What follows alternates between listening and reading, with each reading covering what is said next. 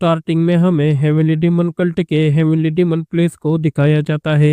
तभी कोई कहता है मुझे पता था कि ये रेयर मेडिसिन भी कुछ काम नहीं करेगी। इस पर वो दाढ़ी वाला आदमी कहता है मुझे माफ कर देना कल्ट सक्सेसर। फिर हमें अपने मेन कैरेक्टर को दिखाया जाता है। इसका नाम येओन वुनवी है और ये हेवनली डीमन कल्ट का अगला सक्सेसर है और मैं इसे वुनवी ही कहूंगा। तभी वुनवी उस आदमी से कहता है नहीं, एनर्जी डेविएशन ऐसी चीज नहीं है जिसे इतनी आसानी से हल किया जा सके और वैसे भी ये सब तो मेरी ही गलती है। फिर अपने मन में कहता है हाँ, ये सब कुछ मेरी ही गलती है क्योंकि मैं एक आधा अधूरा स्टूडेंट हूँ। फिर वहां से जाते हुए कहता है वैसे भी मेरा लोअर कोर जन्म से ही टूटा है और ये मेरी बॉडी इंटरनल क्यूआई को होल्ड नहीं कर सकती और इसलिए मैंने अपना सब कुछ मिस्टीरियस आर्ट पर डाल दिया और हेवनली डीमन कल्ट का अगला सक्सेसर बन गया। वैसे भी मैंने ये सब कुछ मेरे मास्टर के रिपे के बदले में किया है और अब तो हिबाई की कीमती मेडिसिन भी बेकार निकली। अब मुझे यूजफुल मेडिसिन कहाँ पर मिलेगी। तभी कोई वुनवी से कहता है बहुत ही ज्यादा समय हो गया तुमसे मिले हुए कल्ट सक्सेसर, और क्या आप तब तक ठीक थे जब मैं यहाँ पर नहीं था। इस पर वुनवी कहता है रियली बहुत ही ज्यादा समय हो गया है चुन हाजिन, और इसका नाम चुन हाजिन है और ये हेवनली डीमन कल्ट का वॉइस कल्ट रीडर है। फिर वुनवी कहता है और तुमको यहाँ पर वापस आने में बहुत ही ज्यादा समय लग गया। इस पर च्यून हाजिन कहता है क्योंकि कल्ट लीडर और कल्ट सक्सेसर दोनों ही अपने करंट ड्यूटीज को कैरी करने में फेल हो गए हैं। वैसे भी हेवनली डीमन कल्ट के लिए काम करना मेरी जिम्मेदारी है और वहां से जाने लग जाता है। फिर उसे जाते हुए देखकर वुनवी बड़े ही खतरनाक लुक में कहता है हाँ, मैं तुम्हारे एफर्ट के लिए बहुत ही ज्यादा ग्रेटफुल हूँ। उसके बाद वुनवी अपने पवेलियन में चला जाता है और वाइन को पीते हुए कहता है ऐसा कोई तरीका नहीं है कि वो स्नेक चुन हाजिन बस ये देखने के लिए गया था कि लोग कैसे हैं और इससे पहले कि वो कोई बेवकूफी वाला काम करे। तभी हमें दिखाया जाता है वुनवी के मुंह से खून निकलने लगता है। फिर वुनवी भी सब कुछ समझ जाता है कि उसके वाइन में जहर मिलाया है। फिर वो उस वाइन के ग्लास को तोड़ते हुए कहता है मुझे इसकी उम्मीद नहीं थी कि वो कुछ ऐसा करेगा। तभी हमें दिखाया जाता है वुनवी के पीछे कई सारे असिशियंस लोग छिपे हुए होते हैं। फिर वुनवी उन्हें सेंस कर लेता है और हंसते हुए कहता है क्या तुम मेरे साथ शराब पीना पसंद करोगे। वैसे भी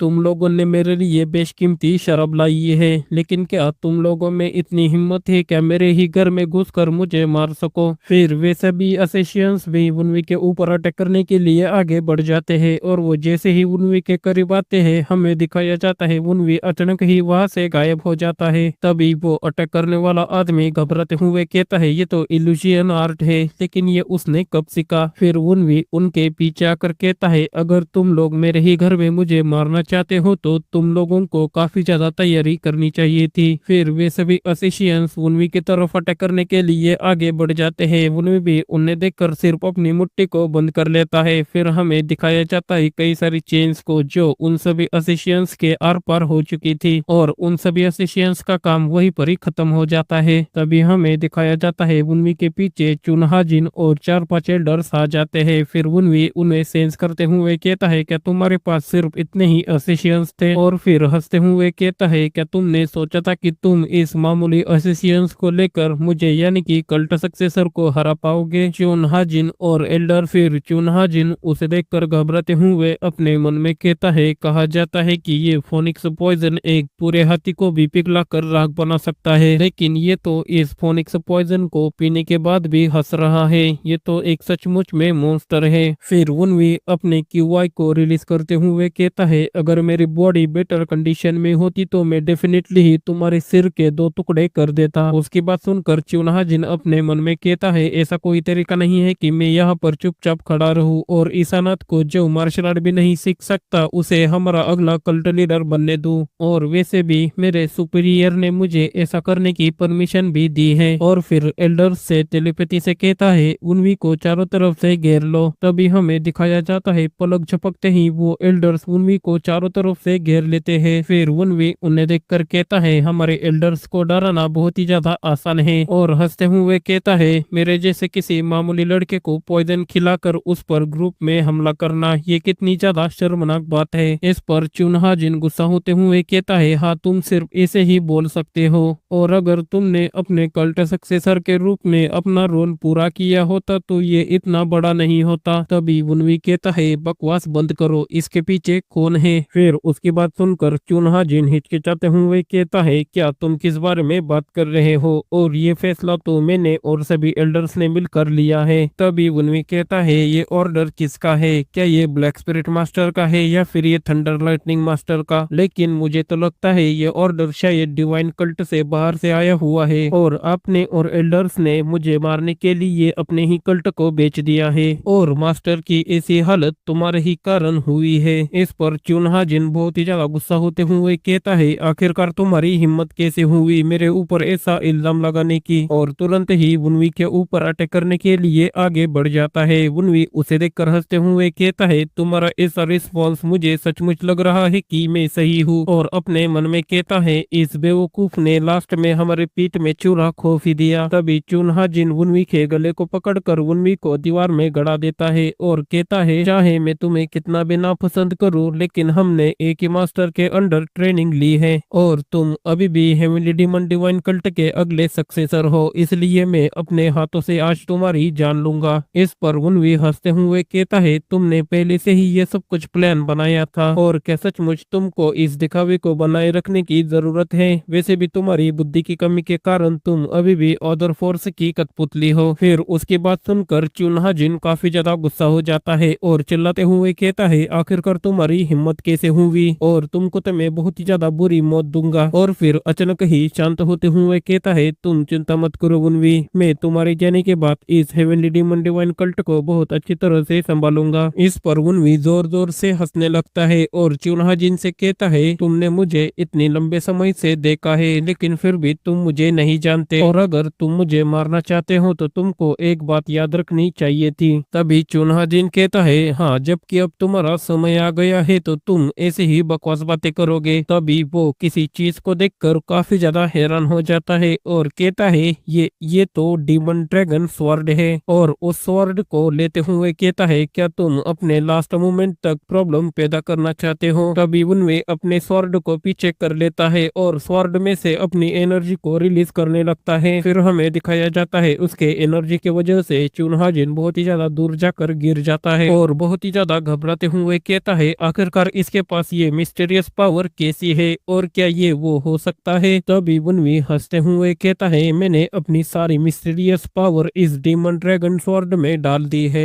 जिसमें फर्स्ट हेवनली डीमन की भी पावर है, और जब मैं तुम्हारे ऐसे बकवास अटैक से बचने के लिए अपनी सारी एनर्जी गैदर कर रहा था तभी एक एल्डर चिल्लाते हुए कहता है जल्दी से अपनी इंटरनल एनर्जी से डिफेंसिव फॉर्मेशन एक्टिव करो क्योंकि वो हमारे ऊपर एक बहुत ही बड़ा अटैक करने वाला है। तभी वुनवी कहता है इट्स टू लेट, और अपने सोल कॉम्बेस्टिंग हेल फ्लेम आर्ट से उनके ऊपर एक अटैक कर देता है, और हमें दिखाया जाता है वो अटैक इतना ज्यादा पावरफुल होता है कि उसके इम्पैक्ट की वजह से वहाँ की जगह पूरी तरह से डिस्ट्रॉय हो जाती है। फिर हमें सब कुछ साफ होने के बाद वुनवी को दिखाया जाता है जो कहता है चाहे मेरी लाइफ कितनी बदतर ही क्यों ना हो, लेकिन मुझे उम्मीद नहीं थी कि मैं इस तरह से मरूंगा। फिर स्नो को देखते हुए कहता है ये स्नो बिल्कुल ही उसी दिन जैसा है, और अपने पास्ट को याद करने लगता है जहाँ पर उसे कई सारे लड़के बहुत बुरी तरह से पीट रहे थे। तभी उनमें से एक लड़का कहता है मैं तुम्हें यहीं पर ही मरने के लिए छोड़ दूंगा क्योंकि तुम घोस्ट को देखते हो। फिर वो लड़का वहां से जाते हुए कहता है अगर तुम झूठ बोलोगे जैसे कि मैं इविल सोल को लेकर जा रहा हूँ तो मैं तुम्हारा हाल बहुत ही बुरा कर दूंगा। तभी एक लड़का कहता है मैंने सुना है कि उसका लोअर कोर भी टूटा है, और एक अनाथ लड़का जिसका कोर टूट गया है और वो कहता है कि वो घोस्ट को देख सकता है, अगर मैं उसकी जगह होता तो कब का खुद को मार डालता। फिर वुनवी पत्थर को देखकर कहता है मैंने बस वही कहा जो मैंने देखा, लेकिन इसके बदले में मुझे सिर्फ हेटरेड ही मिली। और पत्थर को उठाकर कहता है ऐसी घटिया दुनिया को सहने के लिए उस पावर की मुझे भूख लग गई, और फिर मैंने पीछे पलट कर नहीं देखा। तभी उस पत्थर से उस लड़के के सिर में मार देता है और वहां से भाग जाता है। तभी सीन कट होकर हमें कुछ दिन बाद का दिखाया जाता है। वनवी एक केव के पास बैठा हुआ था। सामने कई सारे देखकर कहता है उन लोगों की तरफ नहीं आ रहे थे। फिर उन्हें देखकर कहता है आखिरकार तुम मेरा पीछा क्यों नहीं छोड़ते। तभी एक आदमी अचानक ही उसके पीछे आकर कहता है तुम्हारी आंखें तो बहुत ही ज्यादा स्पेशल है। इस पर वनवी घबराते हुए पीछे देखकर अपने मन में कहता है आखिरकार ये आदमी है कौन। मैं तो इसकी प्रेजेंस को बिल्कुल ही सेंस नहीं कर पाया। और उसके पास एक्सपेंसिव कपड़े और एक एक्सपेंसिव स्वॉर्ड भी है। वैसे भी ये जगह जंगल के रास्ते से बहुत दूर है तो ये डेफिनेटली मेरे लिए ही आया होगा। फिर हंसते हुए उस आदमी से कहता है अगर तुम्हें मेरी इस कर्सड आई में इंटरेस्टिंग है तो इसे ले लो। इस पर वो आदमी कहता है क्या मैं इसे ले सकता हूँ। फिर वनवी कहता है तुम तो मार्शल आर्ट के मास्टर लगते हो तो मेरा विरोध करने का कोई फायदा नहीं होगा। और अपने मन में कहता है एक ऐसी लाइफ जहाँ डिसरिस्पेक्ट और हेट्रेड हासिल करना बहुत नेचुरल है और मुझे इस बात से कोई प्रॉब्लम नहीं है कि मेरी लाइफ दो टुकड़ों में बट गई है। और उस आदमी से कहता है मुझे नहीं पता कि ये मेरी आंखें आपके किस काम में आ सकती है लेकिन आप जैसा चाहे इसका वैसा यूज कर सकते हैं। तभी वो आदमी वनवी को अपनी हुड देते हुए कहता है तुम्हारी आंखें कर्सड नहीं है बल्कि वो तो एक ब्लेसिंग है क्योंकि कुछ लोग तुम्हारे जैसे एक कपर एनर्जी कोर के साथ पैदा होते हैं या फिर उनकी सोल में एक स्पेशल लकीर होती है और वे बच्चे हमेशा ही ग्रेट काम करने के लिए पैदा होते हैं और तुम्हारे पास इस दुनिया में किसी भी व्यक्ति से ज्यादा स्पेशल बनने का पोटेंशियल है। फिर वनवी अपने मन में कहता है वे शब्द इतने ज्यादा मीठे थे कि वे झूठ जैसे ही लग रहे थे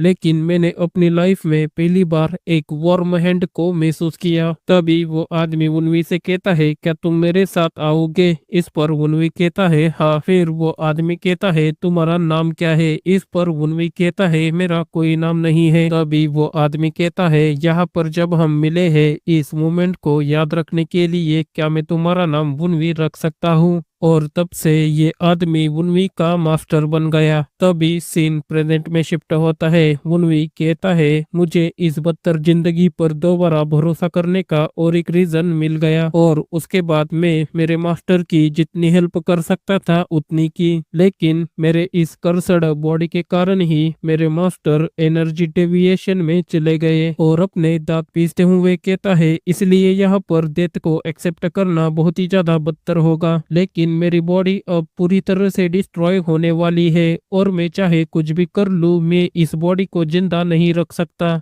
और फिर किसी फॉर्मेशन को कास्ट करते हुए कहता है तो फिर मेरे पास एक ही रास्ता है और वो है प्रिमोर्डियल डिवाइन व्हील रिनकार्नेशन आर्ट। फिर हमें इस आर्ट के बारे में बताया जाता है ये आर्ट एशियन लोगों की आर्ट है और इस आर्ट का यूज करते हुए हम अपनी सोल किसी दूसरे व्यक्ति के बॉडी में ट्रांसफॉर्म कर सकते हैं और इससे डेथ पर भी ओवरकम किया जा सकता है। लेकिन एक ही प्रॉब्लम है अगर दूसरी बॉडी ने मेरी इस सोल को अस्वीकार कर लिया तो मैं वहीं पर ही मर जाऊंगा। तो अब मैं ये सब कुछ हेवेंस पर ही छोड़ रहा हूँ और उसकी सोल वहां से जाने लग जाती है। तभी वो जाते हुए कहता है प्लीज मास्टर मेरे लौटने तक सेफ रहना। तभी हमें डार्क अंधेरे को दिखाया जाता है। कोई कहता है आखिरकार तुम्हारी हिम्मत कैसे हुई मुझसे झूठ बोलने की। फिर हमें एक लड़के को दिखाया जाता है जो कहता है उफ मेरी बॉडी बहुत ही ज्यादा दर्द महसूस कर रही है और ये होता है हमारा वनवी जो इस बॉडी में पूरी तरह से ट्रांसफॉर्म हो गया है। तभी वो सामने देखकर बहुत ही ज्यादा हैरान हो जाता है और कहता है क्या प्रिमोर्डियल डिवाइन व्हील रिनकार्नेशन पूरी तरह से सक्सेसफुल हो गया। तभी उससे कोई औरत कहती है टैंग वनवी क्या तुम मेरी बात सुन भी रहे हो और तुम कब तक ऐसे ही फर्श पर लेटे रहोगे। इस पर वनवी खड़े होते हुए अपने मन में कहता है टैंग वनवी ये कैसा मजाक है ये तो बिल्कुल ही मेरे नाम के जैसा ही है। तभी वो औरत वनवी को मारते हुए कहती है तुम्हारी हिम्मत कैसे हुई मुझे इग्नोर करने की। फिर वनवी उसके हाथ को पकड़कर कहता है बूढ़ी औरत तुम्हारे मुंह से बहुत ही ज्यादा बदबू आ रही है तो अपना मुंह कहीं और कर लो। इस पर वो औरत अपने हाथ को छुड़ाकर कहती है आखिरकार तुम्हारी हिम्मत कैसे हुई मुझे बूढ़ी औरत कहने की और इसके लिए तो तुम जरूर ही पछताओगे। और वहां से जाते हुए कहती है जब तक तुम मेरा पैर पकड़कर मुझसे माफी नहीं मांगते तब तक तुम यहाँ से बाहर निकलने की सोचना भी मत। फिर उसके जाने के बाद वनवी बैठते हुए कहता है फाइनली मुझे थोड़ी सी शांति मिल गई और अपने मन में कहता है ऐसा लगता है कि ये औरत जरूर ही इस बॉडी ओनर की सौतेली माँ होगी और प्रिमोर्डियल डिवाइन विल रिइंकार्नेशन उसी बॉडी पर काम करता है जो अभी अभी मर रहे हैं या फिर मरने वाले हैं। भले ही ये बॉडी का ओनर उसका असली बेटा नहीं हो, फिर भी मुझे यकीन नहीं हो रहा कि उस औरत ने इस बॉडी ओनर को इतनी बुरी तरह से मारा है कि वो मौत के कगार तक पहुंच गया था। और मैं सोच रहा था कि मेरी पुरानी लाइफ बहुत ही ज्यादा बदतर है, लेकिन ये टैंग वुनवी की भी लाइफ सेम वैसी ही है। वैसे भी इस बॉडी की हेल्थ बहुत ही ज्यादा खराब है क्योंकि ये बॉडी अभी तक पूरी तरह से ट्रेन नहीं है। फिर अपने बॉडी को चेक करते हुए कहता है लेकिन इस बॉडी में भी कुछ कमी है जो मेरी पिछली लाइफ में भी थी, और वो है लोअर एनर्जी कोर। और अगर मैं मेरे लोअर कोर को मार्शल आर्ट सीखने में ट्रेन कर सकूं तो, क्योंकि मैंने पास्ट लाइफ में मेरे अपर कोर का यूज करते हुए कई सारे मिस्टीरियस आर्ट को सीखा है और मेरी आई की पावर डेड्स को कंट्रोल करने की है, यानी कि मरे हुए लोगों को। फिर अपने हाथ को देखकर कहता है नहीं ये जरूरी है, तभी तो मैं अपने मास्टर को प्रोटेक्ट कर पाऊंगा। वैसे भी उन धोखेबाजों को सबक सिखाना है जिन्होंने मेरी पीठ में छुरा खोपा और हेवनली डीमन डिवाइन कल्ट के साथ खिलवाड़ किया। फिर उन लोगों को पता चलेगा कि उन लोगों ने किसके साथ पंगा लिया है। तभी हमें सीन कट होकर कहानी सुनाने वाला कहता है सुचन टैंग क्लैन ये मुरिम के 6 ग्रेट क्लैन में से एक है और ये सुचन टैंग क्लैन मुरिम पर रूल करता है। उनके वेस्ट में तिब्बत है जहाँ पोटाला पैलेस है और वहाँ कुल्लून सेक्ट भी है, और साउथ में भी 5 पॉइजन सेक्ट है और हेवनली ड्रैगन टेम्पल भी है, और सबसे लास्ट नॉर्थ में सेंट्रल मैदानी मुरिम का अगला हिस्सा है जो हेवनली डीमन डिवाइन कल्ट का विरोध करता है। और वहाँ पर एक ग्रुप है जो टैंग क्लैन को लीड करता है और उस ग्रुप का नाम है टेम्पेस्ट स्क्वाड। और टेम्पेस्ट स्क्वाड का लीडर जिसका नाम टैंग होसन है उसे लोग टेम्पेस्ट स्वॉर्ड्समैन नाम से जानते हैं, और उसने ही टेम्पेस्ट स्क्वाड के साथ साथ 9 ड्रैगन ब्रांच बनाए और टैंग क्लैन की एक ब्रांच 9 ड्रैगन डिवीजन जो सुचियन मुरिम 9 ड्रैगन काउंटी का कमर्शियल और स्ट्रेटेजिक सेंटर एरिया है। और टैंग क्लैन के पेट्रियार्च टैंग मुनिह्यूग जिसे डार्क सुप्रीम नाम से जाना जाता है, उन्होंने टैंग होसन को डिवीजन की जिम्मेदारी सौंपी थी और उस पर पेट्रियार्च का काफी ज्यादा भरोसा है।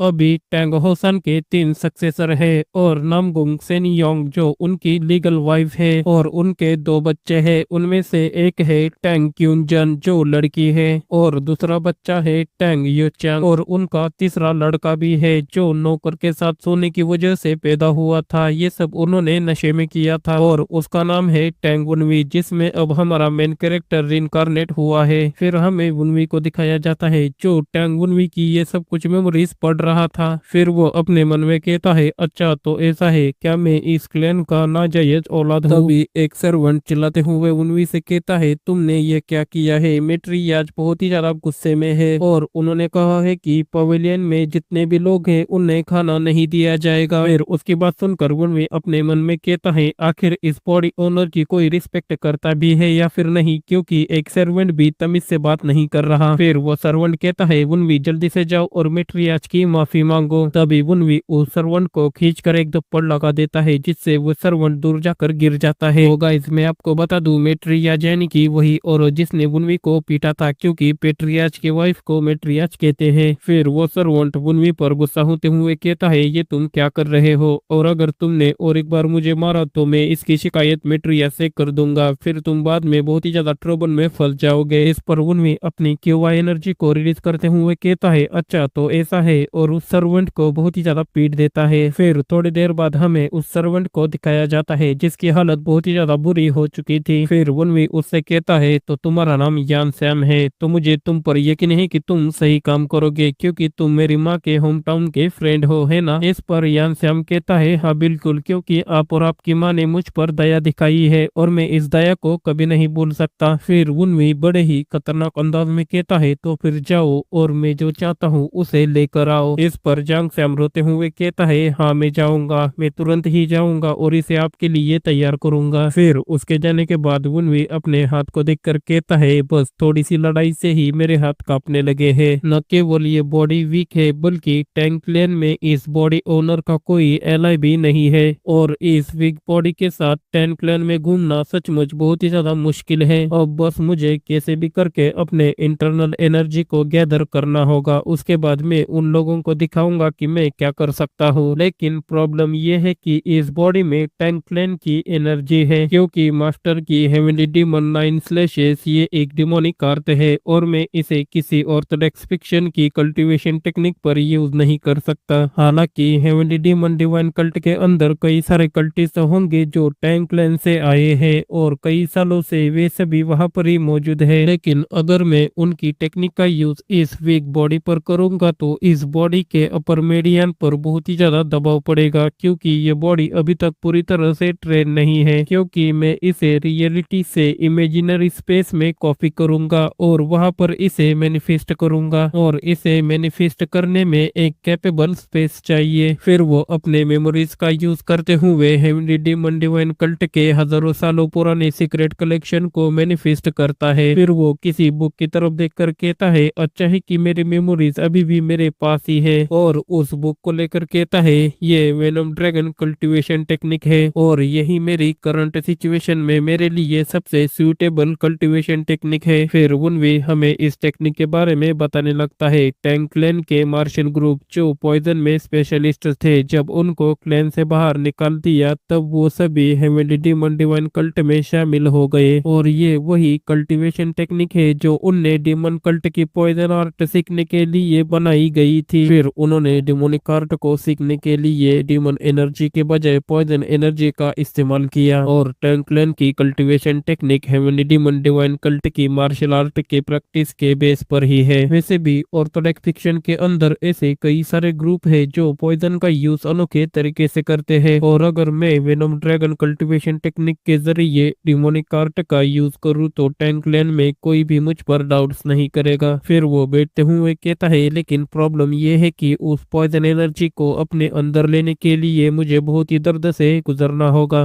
पर मुझे पॉइजन की सप्लाई के लिए एक हाई लेवल वाला पॉइजन कंज्यूम करना पड़ेगा। और हंसते हुए कहता है जबकि अब मैंने अपर मेरिडियन का यूज कर लिया है तो मेरी देयताएं अब वापस आ चुकी है। फिर सामने देख कर कहता है आखिरकार तुम लोग मुझे कब तक ऐसे घूरते रहोगे? क्या मैं इतना ज्यादा हैंडसम दिखता हूँ क्या? तो प्लीज मुझे ऐसे मत घूरो क्योंकि मुझे शर्म महसूस हो रही है। फिर हमें दिखाया जाता है वुनवी ने अपने डेड आई का यूज करते हुए चुनहाजिन और सभी एल्डर्स को समन कर लिया होता है। तभी चुनहाजिन वुनवी को देखकर चिल्लाते हुए कहता है वुनवी आखिरकार तुम्हारी हिम्मत कैसे हुई मुझ जैसे great heavenly demon divine cult के वॉइस कल्ट लीडर को ऐसी सिचुएशन में डालने की? फिर पीछे का एल्डर भी चिल्लाते हुए कहता है कल्ट सक्सेसर जल्दी से इस चेन को खोलो, नहीं तो तुम हमारे गुस्से को झेल नहीं पाओगे। इस पर वुनवी हंसते हुए कहता है तुम लोगों की ऐसी सिचुएशन देखकर मुझे बहुत ही ज्यादा खुशी महसूस हो रही है। तभी एक एल्डर कहता है मरने के बाद भी तुम इतने ज्यादा बुरे कैसे हो सकते हो? फिर दूसरा एल्डर कहता है इसलिए तो हम तुम्हारे खिलाफ थे। इस पर वुनवी उनकी चेन खींचते हुए कहता है अगर तुम लोग मुझे मारने की प्लानिंग बना रहे थे तो तुमको फ्यूचर के परिणामों की तैयारी भी कर लेनी चाहिए थी। और चिन्हाजिन को अपने पास खींच कर लाता है और कहता है तुम लोगों को पहले से ही पता था कि मुझ में क्या एबिलिटी है। फिर हमें दिखाया जाता है वुनवी के पीछे एक बहुत ही बड़ा सोल डीमन आ जाता है और वुनवी कहता है द पेंटम किंग, और यही इसकी असली पावर है। वैसे भी तुम सभी ऐसी सिचुएशन में रहोगे तो तुम दोबारा कभी रिइंकार्नेट नहीं हो पाओगे। तभी चुनहाजिन चिल्लाते हुए कहता है तुम मुझसे क्या इंफॉर्मेशन चाहते हो? मैं तुम्हें वो सब देने के लिए तैयार हूँ, लेकिन प्लीज मुझे जिंदा छोड़ो। इस पर वुनवी कहता है नहीं मुझे इसकी जरूरत नहीं है, और अपना हाथ उसके करीब लाकर कहता है मेरे पास ऐसे कई लोग हैं जो इसकी इंफॉर्मेशन देंगे। फिर हमें दिखाया जाता है वुनवी चुनहाजिन को एक पिल में कन्वर्ट कर देता है और एल्डर से कहता है ये डेड्स के प्रति बहुत ज्यादा नाराजगी से भरा हुआ है और एक्सट्रीम पॉइजन से भी ज्यादा क्रूर है। फिर उस पिल को खाते हुए कहता है अब ये मेरी न्यूट्रिशन बनेगी। वुनवी को ऐसा करते हुए देखकर सभी एल्डर्स बहुत ही ज्यादा घबरा जाते हैं। फिर हमें दिखाया जाता है वुनवी को उसे कंज्यूम करने में थोड़ी सी दिक्कत होने लगती है, लेकिन वुनवी अभी भी अपनी जगह पर ही खड़ा हुआ था। अभी उसे देखकर एक एल्डर कहता है ये कैसा मॉन्स्टर है? वो उसे पूरा निगलने के बाद भी अभी तक खड़ा है। इस पर दूसरा एल्डर कहता है क्या आप भूल गए क्या उसने पॉइजन खाने के बाद भी कितनी ज्यादा तबाही मचाई थी? तभी वुनवी हंसते हुए सभी एल्डर से कहता है वो चुनहाजिन वो मेरे वेनम ड्रैगन कल्टीवेशन टेक्निक के लिए एक बहुत अच्छा फर्टिलाइजर बन गया है और अब तुम्हारा समय आ गया है। अगर तुम एक वफादार कुत्ते की तरह सब कुछ उगल दोगे तो मैं तुम्हें बख्श दूंगा, नहीं तो मैं तुमको भी निगल लूंगा। फिर हमें थोड़ी देर देर बाद का सीन दिखाया जाता है। वुनवी ने उन सभी एल्डर्स को पिल में कन्वर्ट कर लिया होता है और उनसे कहता है तो तुम सब बस एक ऑर्गेनाइजेशन के ऑर्डर्स को फॉलो कर रहे थे जिसे एसोसिएशन के नाम से जाना जाता है। इस पर वे सभी एल्डर्स रोते हुए कहते हैं हाँ हम सभी झूठ नहीं बोल रहे, प्लीज हमें छोड़ दो। फिर वुनवी अपने मन में कहता है एक ऐसी ऑर्गेनाइजेशन जिसका कोई नाम नहीं है लेकिन प्रॉब्लम तो उसके सभी मेंबर्स है। तभी एल्डर कहता है उन्होंने हमें सचमुच कुछ अजीब चीजें दिखाई थी, प्लीज हम पर भरोसा करो कल्ट सक्सेसर। तभी वुनवी अपने मन में कहता है हेवनली डीमन डिवाइन कल्ट एक अनऑर्थोडॉक्स कल्ट है जो कल्ट के लीडर को गॉड मानते हैं, लेकिन डीमन कल्ट के एल्डर्स जो हेवनली डीमन को गॉड मानते हैं पर उन्होंने हेवनली डीमन के खिलाफ साजिश क्यों रखी थी और उन्होंने मुझ पर यानी कि कल्ट सक्सेसर पर हमला भी किया। तो क्या इसका ये मतलब है कि उन्हें हेवनली डीमन से भी ज्यादा डर ऑर्गेनाइजेशन से लगता था? पर मैंने सोचा था कि ऑर्थोडॉक्स और अनऑर्थोडॉक्स फिक्शन को किसी एक्सटर्नल फोर्स की प्लानिंग के तहत फंसाया गया है, लेकिन ये तो एक नकाबपोश आदमी है। वो टावर जो आसमान में है ये वो लोग हैं जिन्होंने मैनकाइंड को सरपास किया है और उस टावर पर चढ़ने की कोशिश कर रहे हैं। वो लोग बहुत ही ज्यादा पावरफुल डेमी गॉड है जो एक्स्ट्रा ऑर्डिनरी काम कर सकते हैं और उन्हें तबाही के रूप में देखा जाता है। इस पर ऐसा लगता है कि वो मास्टरमाइंड तो मेरी सोच से भी कई ज्यादा पावरफुल है। फिर वो उन सभी पिल्स को खा लेता है और कहता है मुझे इसकी धीरे धीरे आदत डालनी पड़ेगी। फिर हंसते हुए कहता है ये कुछ ऐसा है जो मेरे पास नहीं है। फिर हमें सीन कट होकर 2 महीने बाद का मैट्रियाज के रूम का दिखाया जाता है। अभी मैट्रियाज दीवार पर ग्लास को मारते हुए कहती है क्या तुम श्योर हो कि तुमने इसे खाना नहीं दिया? इस पर जांग सैम कहता है मैट्रियाज हम आपके ऑर्डर के खिलाफ कैसे जा सकते हैं? फिर मैट्रियाज कहती है तो फिर वो नॉर्मली जिंदा कैसे है? उसे तो 3 दिन से भी कम समय में जमीन पर रेंग कर मुझसे माफी मांगनी चाहिए थी। और अपने दांत पीसते हुए कहती है बाहर पहले से ही मेरे द्वारा उसे मारने के रूमर्स फैल रहे हैं, वैसे भी पेट्रियाज भी यहाँ जल्द ही आने वाले हैं तो फिर मैं उनका सामना कैसे करूंगी? खैर ये सब को छोड़ो, उसने तुमको क्या लाने को कहा है? इस पर यांग सैम कहता है वो जियांगू की करंट सिचुएशन के बारे में सभी इंफॉर्मेशन चाहता है और अनऑर्थोडॉक्स और डिमोनिक फिक्शन के बारे में भी। फिर मैट्रियाज उसकी बात सुनकर अपने मन में कहती है लेकिन उसे तो इन चीजों के बारे में कोई भी दिलचस्पी नहीं थी और वैसे भी वो 2 महीने से बहुत ही ज्यादा बदल गया है। क्या ऐसा हो सकता है क्या उसके पीछे कोई है? वैसे भी वो बेकार है लेकिन फिर भी वो पेट्रियाज का बेटा है और अगर पेट्रियाज के सामने वो अपना अच्छा इंप्रेशन डालता है तो वो जरूर ही क्लैन में एक अच्छे पोजीशन को हासिल कर लेगा। फिर अपने टेबल पर हाथ मारते हुए कहती है लेकिन ये तो क्वीन जिन और यो चंग को मिलनी चाहिए, वो गिनोना इसे छीनने की हिम्मत कैसे कर रहा है? अभी कोई कहता है मैट्रियाज मास्टर यो चंग आ रहे हैं। इस पर मैट्रियाज कहती है क्या यो चंग आ रहा है? क्या उसने अपनी आइसोलेट ट्रेनिंग कंप्लीट कर ली है? फिर मैट्रियाज यान श्याम से कहती है यहाँ से चले जाओ और उस लड़के पर अपनी नजर रखना और उसकी पल पल की खबर मुझे देते रहना। इस पर यान सैम वहां से जाते हुए कहता है ठीक है मैं समझ गया। फिर उसके जाने के बाद ये चोंग अंदर आ जाता है और मैट्रियाज को ग्रीट करते हुए कहता है मदर आप कैसी है? इस पर मैट्रियाज कहती है हाँ मैं ठीक हूँ, आओ और यहाँ पर बैठ जाओ और तुमको जो चाहिए था वो तुमने हासिल कर लिया या नहीं? इस पर यो चैंग कहता है हालांकि ये बहुत ज्यादा नहीं था लेकिन मैं हाइडिंग वेपन्स पर महारत हासिल करने के करीब पहुंच गया हूँ। फिर उसकी बात सुनकर मैट्रियाज खुश होते हुए कहती हैं हाँ जैसे कि मैंने मेरे बेटे से उम्मीद की थी। अभी यो चंग कहता है मैंने यहाँ पर आते हुए सुना है कि उस घिनौने लड़के ने आपसे बदतमीजी से बात की है। इस पर मैट्रियाज एक्टिंग करते हुए कहती है जब भी मैं उसके बारे में सोचती हूँ तो मेरे सिर में दर्द होने लगता है। फिर यो चंग कहता है मुझे लगता है कि उसके पीछे जरूर ही कोई तो होगा। इस पर मैट्रियाज कहती है क्या तुमको भी यही लगता है? तभी यो चंग कहता है उसके पास इनर एनर्जी भी नहीं है और उसे खाना भी नहीं दिया जा रहा, तो फिर ऐसा कोई तरीका नहीं है कि वो 2 महीने तक जी सके और मुझे ऐसा लगता है उसे छुपके से कोई ना कोई तो एलिक्सर खिला रहा है। उसकी बात सुनकर मैट्रियाज भी कहती है हाँ मैं भी यही सोच रही थी, लेकिन कौन सा बेवकूफ है जो उसको सपोर्ट कर रहा है? फिर यो चंग कहता है यही रीजन है कि मैं उसे पेट्रियट से मिलने दूंगा। इस पर मेट्रियाच कहती है लेकिन तुम ऐसा क्यों करने वाले हो। तभी यो चांग हंसते हुए कहता है अगर मैं ऐसा करूंगा तो उसके पीछे छुपा हुआ आदमी खुद ब खुद हिलने लगेगा। फिर उसकी बात सुनकर मेट्रियाच भी हंसते हुए अपने मन में कहते हैं हाँ ये सही है, कोई ना कोई तो उसे जरूर ही एलेक्जर खिला रहा होगा और अगर तुम्हारा प्लान सही रहा तो वो आदमी अपना क्रेडिट लेने के लिए खुद ब खुद बाहर आएगा और ऐसी हरकतों से पेट्रियट उस पर बहुत ही ज्यादा गुस्सा हो जाएंगे। इस पर यो चंग कहता है माँ उसके पीछे जो आदमी है वो चाहे कुछ भी करे लेकिन ये घिनौना लड़का क्या कर सकता है क्योंकि उसे तो ठीक से मार्शल आर्ट भी नहीं आती है और अगर उसने बहुत ही ज्यादा परेशानी पैदा की तो मैं उसका बड़ा भाई होने के नाते उसे बहुत ही अच्छे से समझाऊंगा। तभी हमें वनवी को दिखाया जाता है वो कल्टीवेशन कर रहा था और उसके एनर्जी की वजह से उसके पीछे एक बहुत ही बड़ा विशाल का ड्रैगन अपीयर हो रहा था। फिर हमें सीन कट होकर अगले दिन वनवी और यान सैम की कॉन्वर्सेशन दिखाई जाती है जहां पर यान सैम वनवी से कहता है मैंने सुना है कि डिमन कल्ट पिछले 6 सालों से सिविल वॉर से गुजर रहा है। इस पर वनवी हैरान होते हुए कहता है क्या 6 साल। फिर वो अपने मन में कहता है 2 मंथ पहले मैंने यान सैम से कहा था कि मुझे जियांगू की सभी हिस्ट्री चाहिए क्योंकि मुझे लगा था कि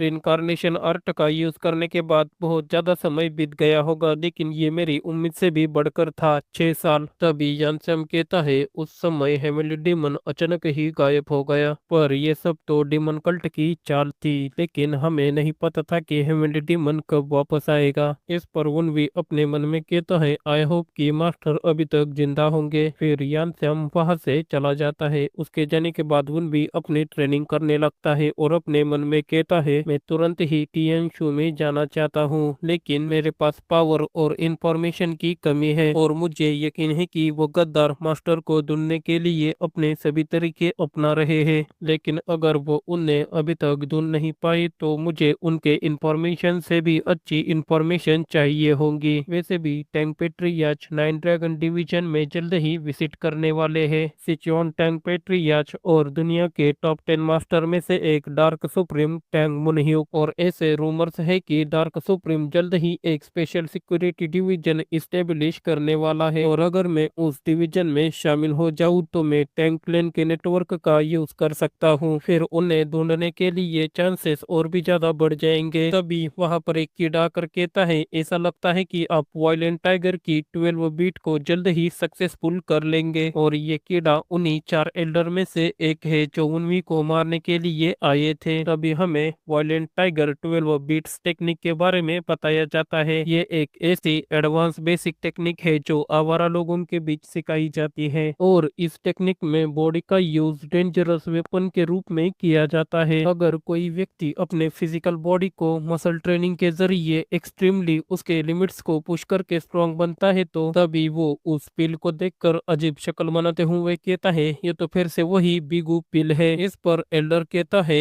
यंग मास्टर में ज्यादा कुछ नहीं कर सकता क्योंकि सिक्योरिटी बहुत ज्यादा कड़ी है। उसकी बात सुनकर वनवी उससे कहता है अगर तुम ठीक से काम नहीं करोगे तो मैं तुम्हें फिर से स्पिरिट पिल में बदल दूंगा। इस पर एल्डर घबराते हुए कहता है मेरा यकीन करो मैंने अपना बेस्ट दिया था। फिर वनवी पिल को खाते हुए कहता है ठीक है मैं समझ गया और तुम्हारे पास क्या इंफॉर्मेशन है और डार्क सुप्रीम कहाँ तक पहुंचा है। इस पर एल्डर कहता है डार्क सुप्रीम के बारे में मेरे पास कोई भी इंफॉर्मेशन नहीं है लेकिन टैंग योचंग ने अपनी सेक्युलेशन ट्रेनिंग कंप्लीट कर ली है और यहाँ पर लौट आया है। फिर वनवी कहता है डार्क सुप्रीम यहाँ पर आ रहा है इसलिए उसका बाहर आना समझदारी है और क्या तुम्हारे पास बस इतनी ही इंफॉर्मेशन है। इस पर एल्डर कहता है मैंने उसे और उसकी माँ को तुम्हारे बारे में सीक्रेट मीटिंग करते हुए देखा है। फिर वनवी कहता है तो मुझे बताओ कि तुमने वहां पर क्या सुना। इस पर एल्डर वनवी को सब कुछ बता देता है। फिर एल्डर की सारी बात सुनकर वनवी कहता है तो क्या उनको लगता है कि मेरे पीछे जरूर ही कोई मास्टरमाइंड है। एल्डर कहता है हाँ उन्हें ऐसा ही लगता है। फिर वनवी कहता है वे लोग मुझे सिक्योरिटी डिवीजन में भेजने की सिफारिश कर रहे हैं पर मैं तो खुद यही सोच रहा था कि मैं कैसे सिक्योरिटी डिवीजन में शामिल हो सकता हूँ लेकिन वे लोग तो मेरे रास्ते को ही साफ कर रहे हैं। ये मेरे लिए ही बहुत बढ़िया है। अभी यानसैम दरवाजे के पास आकर कहता है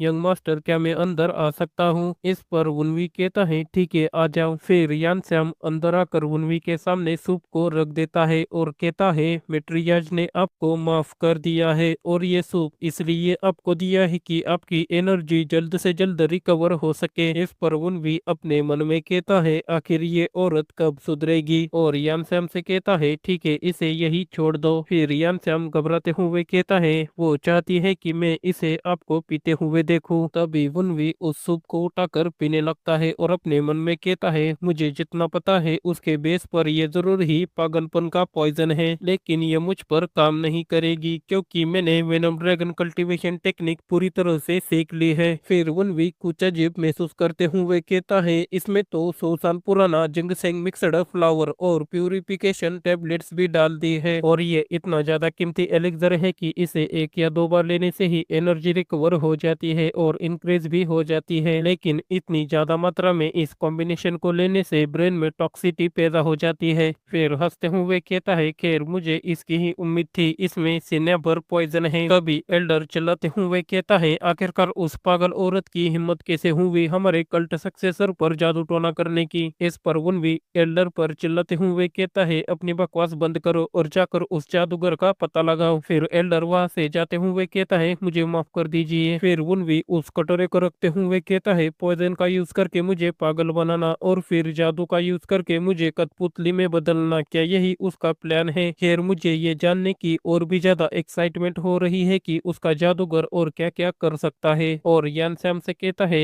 मैंने इसे पूरा पी लिया है, अब तुम यहाँ पर क्या कर रहे हो? इस पर यानश्याम कहता है आपका बाहर एक मार्शल मास्टर इंतजार कर रहा है और उसे मैट्रियाज ने भेजा है। फिर उनवी कहता है क्या एक मार्शल मास्टर, आखिरकार वो है कौन? फिर थोड़ी देर बाद उनवी उस मास्टर के पास चला जाता है। फिर वो मास्टर कहता है मेरा नाम टैंग गॉन है और मुझे आपको मार्शल आर्ट सिखाने के लिए यहाँ पर भेजा है। तभी उनवी उसे देखकर अपने मन में कहता है ये तो वाइल्ड वॉरियर टैंग गॉन है। जब टेम्पेस्ट स्क्वाड फ्रंट लाइन पर लड़ रहा था तब उसने ही सबसे ज्यादा कंट्रीब्यूट किया था और वो 9 ड्रैगन ब्रांच फैमिली में से टॉप 5 मास्टर में से एक है। लेकिन इसकी खास बात यह है कि ये बहुत ही ज्यादा आलसी है, पर वो अचानक ही मेरा मास्टर क्यों बन गया है? फिर मास्टर गॉन कहते हैं मुझे फैमिली हेड के आने तक तुमको 4 दिन तक ट्रेनिंग देने के लिए कहा है। अभी उनवी अपने मन में कहता है इसने ये इसलिए एक्सेप्ट किया होगा क्योंकि फेस्टिवल की तैयारी में बहुत ही ज्यादा काम है। खैर ये जो भी हो,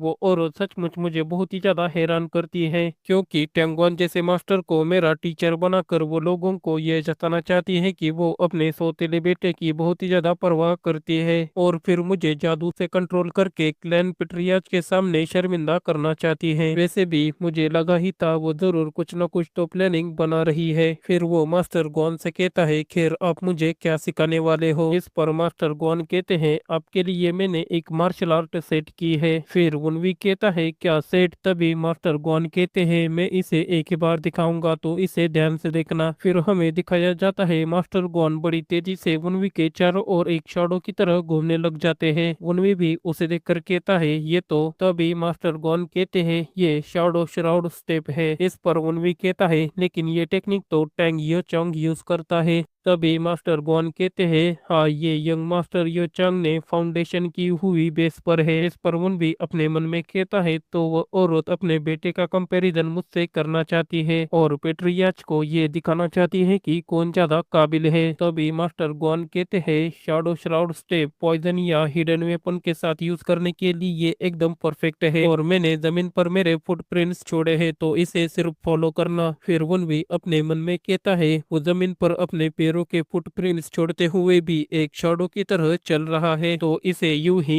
वाइल्ड वॉरियर का टाइटल नहीं मिला, ये सचमुच इसके वर्थ है। तभी मास्टर गॉन उनवी से कहता है मैंने आपको शैडो श्राउड स्टेप को कैसे परफॉर्म करना है ये सब कुछ सिखा दिया है तो इसे थोड़ा सा तो सीखने की कोशिश करना। इस पर उनवी कहता है हाँ मैंने ये सब कुछ सीख लिया है। उसकी बात सुनकर मास्टर गॉन हैरान होते हुए कहते हैं क्या? फिर उनवी कहता है मैंने अभी अभी ये सीखा है शैडो श्राउड स्टेप। इस पर मास्टर गॉन कहते हैं लगता है कि आपको ये समझ नहीं आया क्योंकि आपने इससे पहले कभी मार्शल आर्ट सीखी नहीं है और सिर्फ इस टेक्निक के फॉर्म को सीखने के लिए हमारे टेम्पेस्ट स्क्वाड के लोगों को 10 दिन से ज्यादा समय लग जाता है। यहाँ तक कि मेरे जैसे जीनियस को सीखने के लिए 5 दिन तो लग ही जाते हैं और इसे पूरी तरह से सीखने के लिए कम से कम 3 महीने तो आराम से लग ही जाते हैं। और वहां से जाते हुए कहते हैं तो इसकी ठीक से प्रैक्टिस करना क्योंकि मैं इसे बाद में देखूंगा। लूंगा। तभी वनवी कहता है, लेकिन मास्टर मैंने तो ये पूरी तरह से सीख ली है। इस पर मास्टर गॉन थोड़े से गुस्सा होते हुए कहते हैं, यंग मास्टर वनवी, ये कोई ऐसी चीज नहीं है कि जिसे आप एक बार देखने से ही कॉपी कर पाओगे। फिर वनवी कहता है, तो फिर मास्टर क्या आप इस पर बेट लगाओगे क्या 30 सिल्वर कॉइन की? उसकी बात सुनकर मास्टर गॉन भी हैरान होते हुए कहते हैं, क्या 30 सिल्वर कॉइन? तभी वनवी कहता है, तो फाइनली आपने अपनी आंखें खोल ही ली, और जहां तक मुझे पता है कि आपकी मंथली सैलरी लगभग 10 सिल्वर कॉइन है, तो क्या आपको ये शर्त मंजूर है? इस पर मास्टर गॉन थोड़ा सा हिचकिचाते हुए कहते हैं, शैडो श्राउड स्टेप एक कीमती मार्शल आर्ट है जो टैंक की स्पिरिट ने बनाया है, और ऐसी चीजों पर दाव लगाना। तभी वनवी मास्टर गॉन को चिढ़ाते हुए कहता है,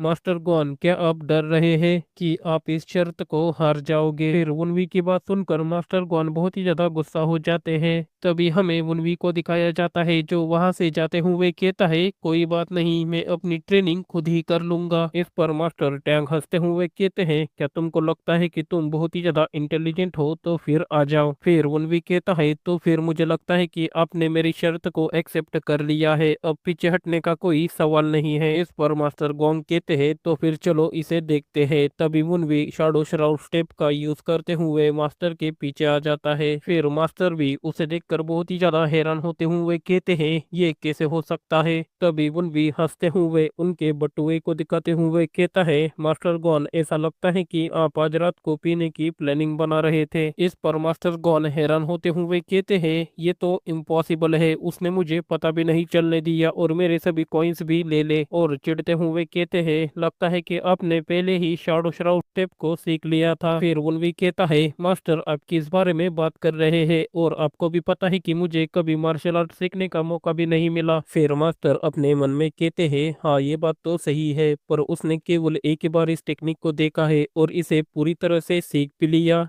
तभी वनवी मास्टर गोंग को चिढ़ाते हुए कहता है, मास्टर गोंग ये टेक्निक बहुत ही ज्यादा बोरिंग है, क्या आपके पास और कोई टेक्निक नहीं है? वैसे भी मुझे लग रहा है कि मैं बहुत ही ज्यादा जीनियस हो गया हूँ। फिर वनवी की बात सुनकर मास्टर गोंग बहुत ही ज्यादा गुस्सा हो जाते हैं और वहां से जाते हुए कहते हैं, यहीं पर रुक जाओ, मैं बेट लगाने के लिए और भी ज्यादा पैसे लेकर आता हूँ। इस पर वनवी कहता है, तो चलो ठीक है, इसे देख लेंगे आपके आने के बाद। फिर मास्टर गोंग कहते हैं, मेरे पास कई सारे सीक्रेट आर्ट है जो शैडो श्राउड स्टेप से भी कई ज्यादा मुश्किल है, तो फिर चलो देखते हैं कि तुम उसे कैसे सीख सकते हो। तभी वनवी कहता है, मास्टर गॉन ऐसा लगता है कि आप बहुत ही ज्यादा घबरा गए हो, क्योंकि एक लड़का जिसे ठीक से मार्शल आर्ट भी नहीं आती, उसने एक ही बार में मार्शल आर्ट सीख ली और आपकी जेब से सारे सिक्के भी ले लिए। और फिर अपने पास्ट को याद करते हुए अपने मन में कहता है, मैंने इससे पहले कभी भी मार्शल आर्ट खुद नहीं सीखी, लेकिन मैंने कल्ट सक्सेसर के रूप में जिन लोगों का सामना किया वो सभी इस मार्शल दुनिया के सबसे फेमस मार्शल आर्टिस्ट थे। तभी स्पिरिट एल्डर वनवी के पास आकर कहता है, कल्ट सक्सेसर ये कैसा था, क्या मैंने अच्छा किया? इस पर वनवी कहता है, हाँ बहुत अच्छा, किसी ऐसे व्यक्ति से जो मेरे से भी कई ज्यादा स्किल्ड है उससे सिक्के चुराना ये मेरे लिए आमतौर पर इम्पॉसिबल होता, अगर मेरे पास ये सोल स्पिरिट नहीं होती तो। और फिर हंसते हुए मास्टर गोंग से कहता है, अब मेरे टीचर की जेब खाली करने का समय आ गया है।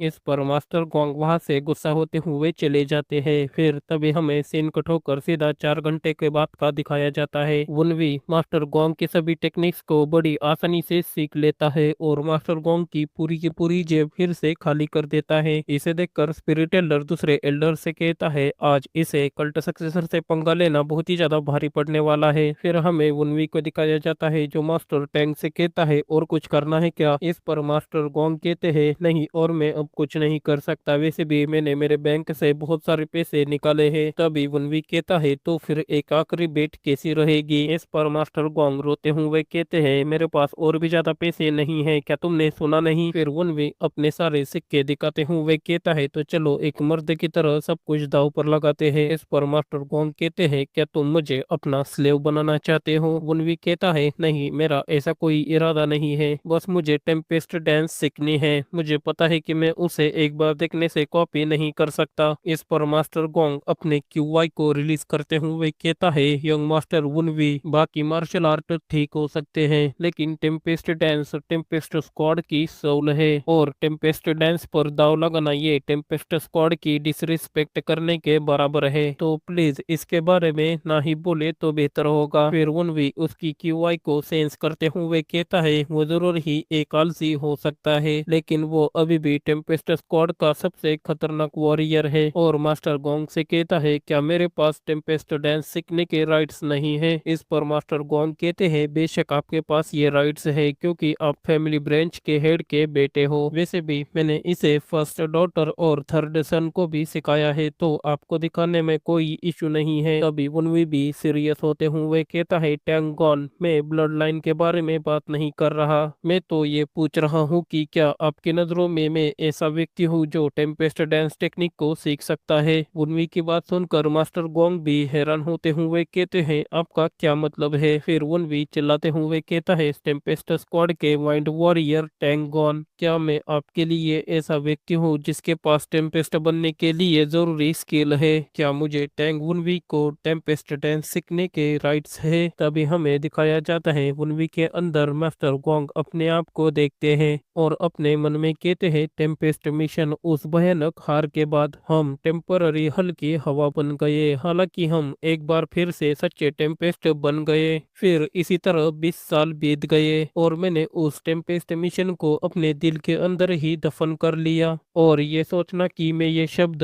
यंग मास्टर वुनवी के मुंह से सुनूंगा जो सक्सेसर की रेस में सबसे ज्यादा वीक है। फिर वुनवी से कहते हैं, टेम्पेस्ट मिशन, ये वर्ड्स मेरे हार्ट को जोर जोर से धड़कने के लिए मजबूर कर देते हैं, लेकिन आपने तो बस शर्त के लिए टेम्पेस्ट डांस को कहा था, है ना? फिर भी मुझे यकीन नहीं हो रहा है कि आप अपने वर्ड्स पर ईमानदार हो। तभी हमें वुनवी को दिखाया जाता है जो अपने चेस्ट पर हाथ रखते हुए कहता है, ये तो बहुत ही ज्यादा दर्द कर रही है। और मास्टर गोंग से कहता है, जब मैं आपसे 4 घंटे पहले मिला था तो अगर मैंने आपसे पूछा होता कि मुझे टेम्पेस्ट डांस सिखाओ तो क्या आप मुझे सिखाते? वैसे भी आप मुझे सिर्फ शैडो श्राउड टेक्निक सिखाकर यहाँ से भागने की कोशिश करने वाले थे। इस पर मास्टर गोंग थोड़ा सा हिचकिचाते हुए कहते हैं, हाँ ये सही है। अच्छा, तो ये सब कुछ आपकी ही प्लानिंग थी, क्योंकि अपने आप को साबित करने के लिए आपने मुझे पहले तो ताना मारा और फिर बाद में उकसाया भी। मैं ये देख रहा हूँ कि मैंने आपके बारे में जो रूमर सुने थे वो सही है कि आप बहुत ही ज्यादा बदल गए हो, पर मुझे तो ऐसा लगता है कि आप अपनी पावर्स को छुपा रहे थे। वैसे भी मैंने सुना था कि आपके पास इंटरनल एनर्जी की बहुत ही ज्यादा कमतरता है, तो फिर ये पॉसिबल ही नहीं हो सकता कि आपने सिर्फ अपनी इंटरनल एनर्जी को 2 मंथ में ही रिकवर कर लिया। तो इसका मतलब यही है कि आप कई सालों से अपनी इंटरनल एनर्जी को बढ़ा रहे थे और उसे मेट्रियस से छुपा रहे थे, और जब डार्क सुप्रीम यहाँ पर आ रहे हैं तो आप अपने छुपे हुए पंजे दिखा रहे हैं, है ना? ये तो अपने फैमिली के पीठ में चूरा घोंपने की एक नाकाब प्लानिंग है। तभी पतलू एल्डर कहता है, अभी उस आदमी को हमारे कल्ट सक्सेसर की असली वैल्यू पता चल गई होगी। इस पर मोटू एल्डर कहता है, वैसे भी हमारे कल्ट सक्सेसर तो है ही कमाल के। फिर वुनवी उन सभी की बात सुनकर गुस्सा होते हुए अपने मन में कहता है, लगता है कि उन सभी को फिर से स्पिरिट पिल बनना है।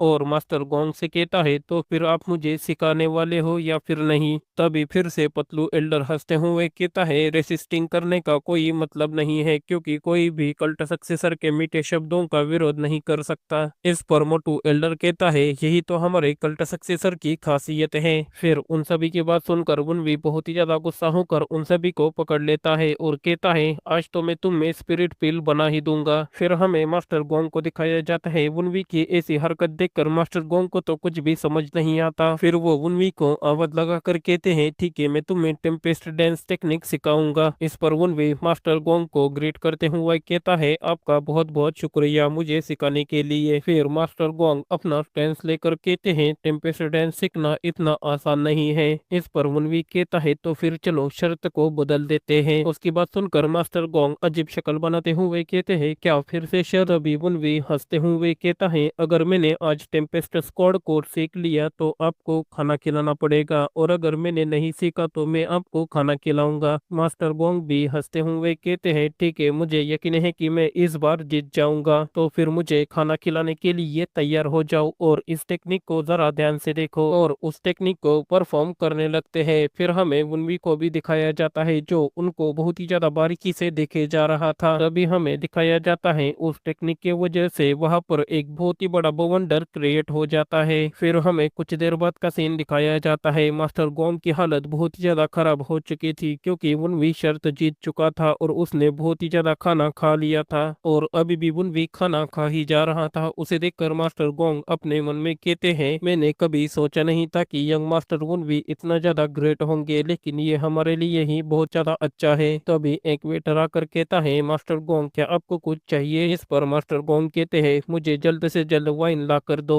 फिर वनवी मास्टर गोंग से कहता है, क्या हम ड्रैगन टावर में खाना खाने के लिए नहीं जा सकते थे क्या? इस पर मास्टर गोंग कहते हैं, वो तो इस जगह का सबसे महंगा रेस्टोरेंट है, क्या तुम मुझे बेघर बनाना चाहते हो? और वाइन पीते हुए कहते हैं, तुम कितने ज्यादा भुक्कड़ हो, तुमने तो मेरे एक वीक का खाना खा लिया है, वो भी अकेले ही। इस पर वनवी अपने मन में कहता है, वैसे भी मुझे ड्रैगन टावर में जाना था, लेकिन मेट्रियाज ने मुझे बाहर जाने से मना किया था, इसलिए मैं वहां पर जा नहीं पाया। फिर हमें दिखाया जाता है वनवी धीरे से अपने हाथ को टेबल के नीचे ले लेता है और किसी टेक्निक को परफॉर्म करने लगता है। तभी उसे देखकर मोटू एल्डर घबराते हुए कहता है, ये तो डीमन गॉड मिथोस का कम्युनिकेशन स्पेल है। फिर पतलू एल्डर कहता है, क्या आप इस जगह पर ऐसा मार्ग छोड़ने के लिए ही आए थे? इस पर वनवी अपनी मुट्ठी बंद करते हुए अपने मन में कहता है, मैं उन सभी लोगों को ये बताना चाहता हूँ कि मैं हेवनली डीमन डिवाइन कल्ट का कल्ट सक्सेसर ये ऑन वनवी अभी भी जिंदा हूँ। तभी हमें सीन कट होकर उसी कीड़े एल्डर को दिखाया जाता है जो अभी भी मेट्रियाज की जासूसी कर रहा था। फिर वो अपने मन में कहता है, 10 दिन से ज्यादा दिन हो गए हैं लेकिन अभी तक कोई भी सस्पिशियस नहीं हुआ, और कब तक मुझे ऐसे ही बैठे रहना होगा? वो अपने आप में ऐसी बातें कर ही रहा था, तभी उसे एक लड़की दिखती है जो मेट्रियाज से मिलने के लिए जा रही थी। फिर उसे देखकर वो अपने मन में कहता है, ये तो किंग चिंग सेक्ट का यूनिफॉर्म है, लेकिन वो यहाँ पर क्या कर रही है? और ये तो टैंकलेन की फर्स्ट डॉटर क्यूजिन है, और क्या वो मेट्रियाज के साथ शामिल तो नहीं है? फिर वहां से जाते हुए कहता है, लेकिन मैं ये सब कुछ क्यों सोच रहा हूँ? मुझे तो यंग लीडर को इम्प्रेस करना है और उनसे एक फेवर मांगना है। और घर के अंदर जाकर उन दोनों की बातें सुनने लगता है। तभी मेट्रियाज कहती है, क्या तुम मेरा दिल तोड़ना चाहती हो? इस पर क्यूजिन कहती है, उस दर्द के मुकाबले ये दर्द कुछ भी नहीं है जो आपने वनवी को दिया है, और इस बार तो आपने हद ही कर दी, उसको ठीक से खाना भी नहीं दिया और उसको बाहर भी नहीं छोड़ा। इस पर मेट्रियाज कहती है, तुम उसके बारे में चिंता मत करो क्योंकि उसके पास कोई है जो उसका पीछे से ख्याल रख रहा है, और तुम इस पर ज्यादा ध्यान मत दो क्योंकि तुम्हें डार्क सुप्रीम यानी कि तुम्हारे डेड को इम्प्रेस करना है। इस पर क्यूजिन टेबल पर जोर से हाथ मारते हुए कहती हैं, या यही रीजन है आपका उसके साथ ऐसा बर्ताव करने का, क्योंकि आपको लग रहा है कि उसके पीछे कोई व्यक्ति शामिल है, और मुझे तो ऐसा लग रहा है कि आप उसे मार डालने की प्लानिंग बना रही हो। फिर मेट्रियाज घबराते हुए कहती हैं, लेकिन तुम उस नाजायज बच्चे के लिए इतना ज्यादा नाराज क्यों हो रही हो, और क्या तुम सचमुच मेरी ही बेटी हो? इस पर क्यूजिन कहती हैं, अगर ऐसा है तो मैं आपका ट्रूथ रिवील करूंगी, और वो भी सबके सामने, और वहां से चली जाती है। तभी उसके जाने के बाद मेट्रियाज अपने मन में कहती हैं, वो पहले से ही बहुत ज्यादा काइंड हार्टेड है, और जब से वो किंग चेंग सेक्टर में गई है तब से तो वो और भी ज्यादा काइंड हार्टेड हो गई है। फिर एल्डर अपने मन में कहता है, आखिरकार मैं इस सब की रिपोर्ट कैसे करूँ? ये फैमिली तो पूरी तरह से अलग ही है। तभी मेट्रियाज गुस्सा होते हुए कहती है, ये सब कुछ उस गिनोने लड़के की वजह से ही हो रहा है, अब मैं और भी ज्यादा इंतजार नहीं कर सकती। और बाहर खड़े हुए सर्वेंट से कहती है, घुड़सवार को जल्दी से तैयार करो, मुझे कहीं पर जाना है। उसे जाते हुए देखकर एल्डर कीड़ा अपने मन में कहता है, क्या वो कल्ट सक्सेसर की वजह से बाहर जा रही है?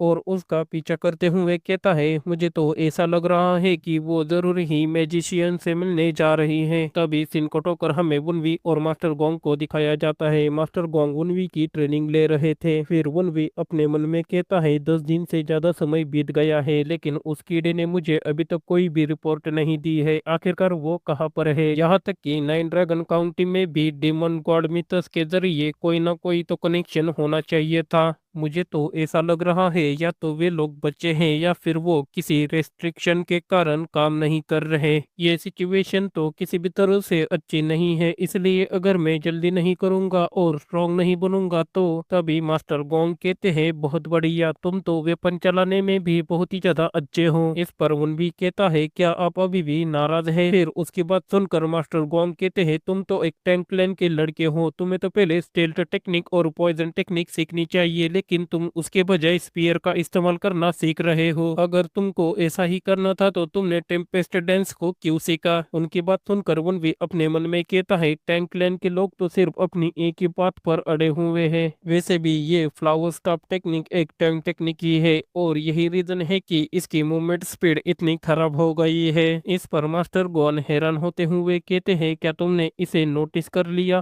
तभी वन भी अपनी तारीफ करते हुए कहता है आफ्टर ऑल मैं तो एक बहुत ही ज्यादा ग्रेट स्टूडेंट हूँ। इस पर मास्टर गॉन गुस्सा होते हुए कहते हैं अगर तुम इतने ही ज्यादा ग्रेट स्टूडेंट हो तो तुम्हें पहले अपने मास्टर की रिस्पेक्ट करनी सीखनी चाहिए। फिर वन भी अपने मन में कहता है अक्सर कई सारे सेक्ट और क्लैन की टेक्निक में बहुत ज्यादा कॉम्प्लेक्स मूवमेंट होता है और ऐसा इसलिए क्योंकि वो मार्शल आर्ट के एनलाइटमेंट को फिजिकल रूप में अटेम्प्ट करने की कोशिश कर रहे हैं। हालांकि टैंक क्लैन स्टेल्थ टेक्निक और पॉइजन टेक्निक के लिए बहुत ही ज्यादा फेमस है और इन दोनों टेक्निक का यूज करने के लिए हमें टूल्स का यूज करना पड़ता है और इसी वजह से टैंकलैन की मार्शल आर्ट सिस्टम ये तय करती है कि यूज किए हुए टूल्स को रिसाइकल करके उसका फिर से अलग अलग तरीकों से यूज किया जा सकता है, भले ही वो मार्शल आर्ट टेक्निक अलग हो। वैसे भी टैंकलैन की वेपन टेक्निक चमक दमक से कोसों दूर है, लेकिन कम से कम वो लॉस्ट तो नहीं हुई है। बेशक ये सिर्फ पॉइजन और स्टेल्थ वेपन के लिए इस्तेमाल करने जाने वाली इम्पोर्टेंट स्टेप है, लेकिन नाइन हेवनली डीमन स्वॉर्ड जिसे मैं सीखना चाहता था वो भी कई सारे पार्ट में डिवाइडेड है और अगर मैं टैंक क्लैन की वेपन टेक्निक सीखता हूँ तो मुझे यकीन है कि ये मुझे नाइन डीमन स्वॉर्ड को बेहतर ढंग से कंट्रोल करने में मदद करेगी और मैं नाइन डीमन स्वॉर्ड को अच्छी तरह से यूज करूंगा जो मैं मेरे पिछली लाइफ में नहीं कर सका।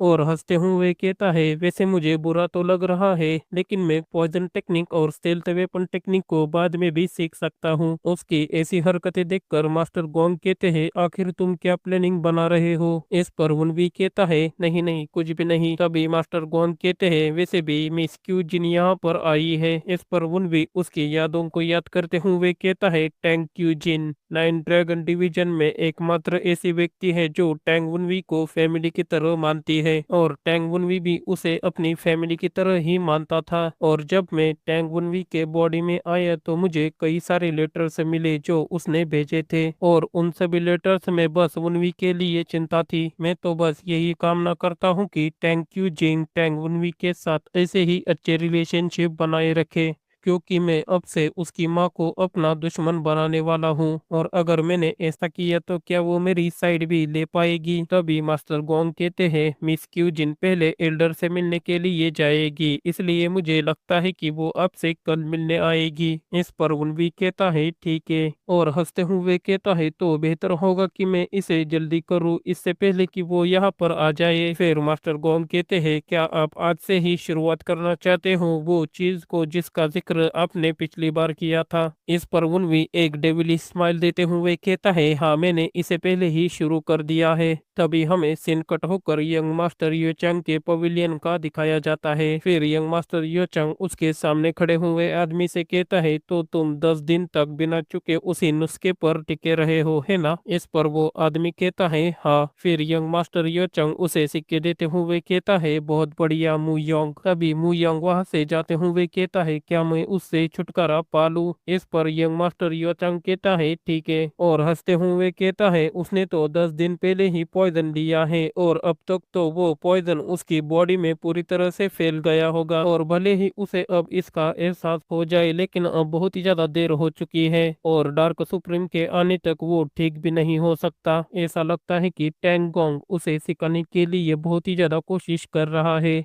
लेकिन मुझे खुद शैडो श्राउड स्टेप को सीखने के लिए 10 दिन से ज्यादा समय लगे थे, तो वो घिनौना कितनी भी कोशिश क्यों ना करे वो इस टेक्निक को नहीं सीख सकता। और अब तो सिर्फ एक ही प्रॉब्लम है और वो है मेरी सिस्टर, क्योंकि उस घिनौने की वजह से उसने माँ के साथ एक बहुत बड़ी लड़ाई की है, तो वो जरूर ही प्लानिंग में प्रॉब्लम पैदा कर सकती है। वैसे भी जब वो 30 साल की हो जाएगी तो वो 9 ड्रैगन डिवीजन की ऑफिशियली सक्सेसर बन जाएगी, लेकिन वो उस रोल को निभाने के लिए वर्थ नहीं है, क्योंकि वो सबसे पहले किंग चेंग सेक्ट में शामिल हो गई और उसने टैंक लैंग की मार्शल आर्ट भी नहीं सीखी, तो वो 9 ड्रैगन डिवीजन की सक्सेसर नहीं हो सकती। और हंसते हुए कहता है, इसलिए ये सही है कि मैं इस पोजीशन को खुद ही ले लूं। तभी यानसैम कहता है, यंग मास्टर यो चांग पवेलियन से एक लेटर आया है। इस पर यंग मास्टर यो चांग कहता है, ठीक है अंदर आ जाओ। फिर यानश्याम हिचकिचाते हुए कहता है, ये लेटर यंग मास्टर वुनवी ने आपके लिए भेजा है। इस पर यो चांग उस लेटर को लेते हुए कहता है, तुम इतना ज्यादा घबराए हुए क्यों लग रहे हो। फिर हमें दिखाया जाता है उस लेटर के ऊपर लिखा हुआ था, बदबूदार कीड़े कहीं के चलो डुअल करते हैं। इसे पढ़कर यो चांग बहुत ही ज्यादा गुस्सा हो जाता है और अपने मन में कहता है, क्या उस नाजायज ने पॉइजन की वजह से अपना दिमाग खो दिया है। फिर वो उस लेटर को खोलते हुए कहता है, नहीं ये जरूर ही उसकी कोई चाल हो सकती है, इसलिए मुझे इस लेटर को पहले पूरा पढ़ना चाहिए। और उस लेटर में लिखा हुआ था, आओ हम मार्शल आर्टिस्ट के रूप में इस डुअल के जरिए से हमारे बीच में जो नाराजगी है उसे खत्म कर देते हैं। तुम्हारा प्यारा भाई ग्रेट टैंग वुनवी। ये सब को पढ़कर यो चांग अपने मन में कहता है, नहीं ये जरूर ही उसकी कोई चाल हो सकती है, वैसे भी मुझे उसे अपनी कठपुतली बनाकर रखना है। फिर वो यानश्याम से कहता है, उससे जाकर कहो कि मैं उसके ऑफर की अप्रिशिएट करता हूँ, लेकिन मैं अभी इस डुअल को एक्सेप्ट नहीं कर सकता। इस पर यानश्याम कहता है, ठीक है यंग मास्टर।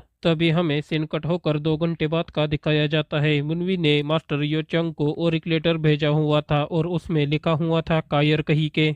फिर यो चंग उस लेटर को पढ़कर कहता है, लगता है कि वो बहुत ही ज्यादा जल्दी में है। और वो अपने सर्वेंट से कहता है, वो ऐसे ही लेटर भेजते रहेगा ताकि मुझे गुस्सा आ जाए, इसलिए सभी लेटर्स पर बैन लगा दो। तभी हमें सीन कट होकर अगले दिन सुबह का दिखाया जाता है। वुनवी ने उसके दीवार के ऊपर बड़े अक्षरों में कायर लिखा हुआ था। इसे देखकर यंग मास्टर यो चंग बहुत ही ज्यादा गुस्सा हो जाते हैं और अपने पीछे खड़े हुए सर्वेंट से चिल्लाते हुए कहते हैं, तुम में से कोई एक जाकर उस घिनौने लड़के से ये कहो कि मैं कल दोपहर में सेकंड ट्रेनिंग हॉल में खुद उसका सिर टॉयलेट में धकेल दूंगा उसे हराने के बाद। फिर वो सर्वेंट वुनवी को जाकर ये सब कुछ बता देता है। इस पर वुनवी कहता है, अगर वो मेरी ऑफर को एक्सेप्ट करने ही वाला था तो उसने इतना नाटक क्यों किया। तभी मास्टर गोंग कहते हैं, तुमने उसे इतना उकसाया है इसलिए उसने ऐसा किया। इस पर वुनवी अजीब शक्ल बनाते हुए कहता है, वो अगला सक्सेसर कैसे बनेगा जबकि वो ऐसी छोटी मोटी ट्रिक्स में इतनी आसानी से फंस जाता है। वैसे भी अब आप मुझे रोकने की कोशिश नहीं करोगे। इस पर मास्टर गोंग कहते हैं, भला मैं ऐसा क्यों करूंगा, ये मेरे लिए ही काफी ज्यादा इंटरटेनिंग होगा। तभी वनवी अपनी एनर्जी को रिलीज करते हुए कहता है, तो अब समय आ गया है कि मुझे उसे उसकी औकात दिखानी चाहिए, लेकिन मैं उसे अभी जान से नहीं मारूंगा।